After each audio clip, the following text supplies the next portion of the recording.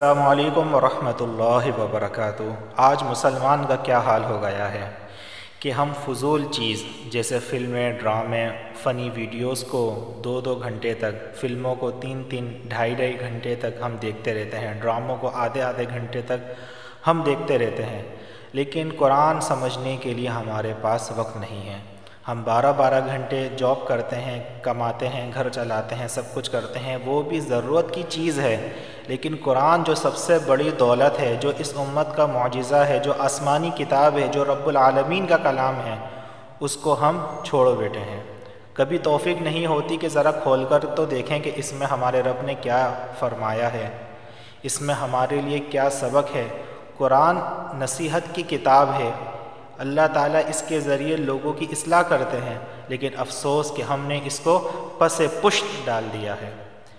میں نے یہ سلسلہ شروع کیا ہے کہ الحمدللہ روزانہ 1 آیت یا 2 آیتوں کا لفظی ترجمہ و تفسیر بیان کرتا ہوں، اور سب سے پہلے میں اس آیت کا تلفظ اور تجوید بیان کرتا ہوں۔ تو آج ہمارے سورہ آل عمران کی آیت نمبر 14 چل رہی ہے، جس کی میں تلاوت کرنے لگا ہوں۔ بسم اللہ الرحمن الرحیم۔ زینا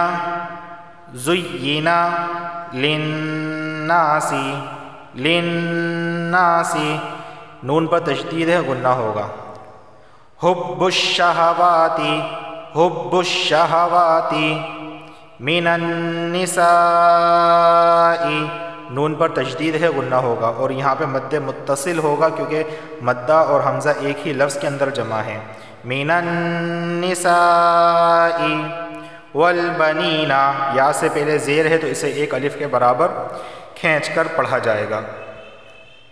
والقناطیر، نون علی زبرنا 1 الف کے برابر اسے کھینچ کر پڑھا جائے گا۔ یا سے پہلے زیر ہے تو یا زیرتی، اسے بھی 1 الف کے برابر کھینچ کر پڑھا جائے گا۔ مقنطرتی، نون ساکن کے بعد تو آیا ہے، اور تو حروف اخفا میں سے ہے، اخفا والا غنہ ہوگا، یعنی ناک سے 1 الف کے برابر آواز آئے گی۔ مقنطرتی من الذهب والفضة، ضاد کا مخرج حافظ لسان یعنی زبان کی کروٹ اوپر کے داڑوں سے لگے گی۔ والفضة والخیل المسومة والانعام، نون ساکن کے بعد عین آیا ہے، اور عین حروف حلقی میں سے ہے، حروف حلقی 6 ہیں، حمزہ ہا، عین ہا، غین خا، تو یہاں پر صرف اظہار ہوگا، مطلب کہ یہاں غنہ نہیں ہوگا۔ والانعام والحرث ذالک متاع الحیات الدنیا، ذالک متاع الحیات الدنیا۔ واللہ، لفظ اللہ سے پہلے زبر آیا ہے تو لفظ اللہ کو موٹا پڑھا جائے گا۔ عندہ، نون ساکن کے بعد دال آیا ہے، اور دال حروف اخفا میں سے ہے، اخفا والا غنہ ہوگا، یعنی زبان کی نوک اوپر کے تالو سے نہیں لگے گی، اور 1 الف کے برابر ناک سے آواز آئے گی۔ عندہ حسن المآب، قلقلہ ہوگا، مآب۔ اب اس کا لفظی ترجمہ کرنے لگا ہوں، غور سے سماعت فرمائیں۔ زینا، خوشنما کر دی گئی، کس کے لیے کر دی گئی؟ للناسی، لوگوں کے لیے کر دی گئی۔ بھائی کیا چیز کر دی گئی؟ خوشنما، حبو، محبت، الشہوات، مرغوب چیزیں، یعنی مرغوب چیزوں کی محبت کو مزین کر دیا گیا ہے لوگوں کے لیے، لوگوں کے لیے مزین کر دیا گیا مرغوب چیزوں کی محبت۔ من معنی سے، اب وہ مرغوب چیزیں کیا کیا ہیں؟ النساء، یعنی عورتیں مرغوب چیزوں میں سب سے پہلے نمبر پہ۔ والبنین، اور بیٹے یعنی اولاد۔ والقناطیر، اور ڈھیر۔ مقنطرتی، جمع کیے ہوئے۔ والقناطیر المقنطرتی کا آج کے دور کے حساب سے اس کا ترجمہ ہوگا نوٹوں کی گڈی، بڑے بڑے مال سے مراد کیا ہے؟ نوٹوں کی گڈی۔ من معنی سے، الذهبی معنی سونا، ذهب کہتے ہیں سونے کو، والفضة، اور فضہ معنی ہے چاندی، چاندی کو کہتے ہیں، ٹھیک ہے۔ والخیل، خیل کہتے ہیں گھوڑے کو، یعنی کہ گھوڑے بھی مزین کر دیے گئے انسانوں کے لیے، سونا چاندی، نوٹوں کی گڈی، عورت، بچے، یہ سب چیزیں اچھا گھوڑے بھی کون سے ہوں؟ المسومتی، نشان زدہ گھوڑے بھی لوگوں کے لیے مزین کر دیے گئے، ان کی محبت لوگوں کے لیے مزین کر دی گئی۔ والانعامی، اور مویشی، یعنی کہ کسی کے پاس مویشی ہوتے ہیں نا، بکریوں کا ریوڑ، بھینسوں کا ریوڑ، ٹھیک ہے۔ والحرثی، اور کھیتی، لوگوں کے پاس کھیتیاں ہوتی ہیں، فصلیں ہوتی ہیں بہت ساری چیزوں کی، تو وہ بھی لوگوں کے دلوں میں اس کی محبت کو مزین کر دیا گیا۔ ذالکا، یہ متاع، ساز و سامان، الحیاتی، زندگی، الدنیا، دنیا یعنی دنیا کی زندگی کا یہ ساز و سامان ہے۔ یہ جو چیزیں ہیں نا، عورتیں، بچے، کھیتی باڑی، سونا چاندی اور نشان زدہ گھوڑے، یہ دنیا کی زندگی کا سامان ہے۔ واللہ، اور اللہ، عندہ، اس کے پاس، حسن، اچھا ہے، المآب، ٹھکانہ، اور اللہ کے پاس اچھا ٹھکانہ ہے۔ اب اس کا باب محاورہ ترجمہ کرتے ہیں۔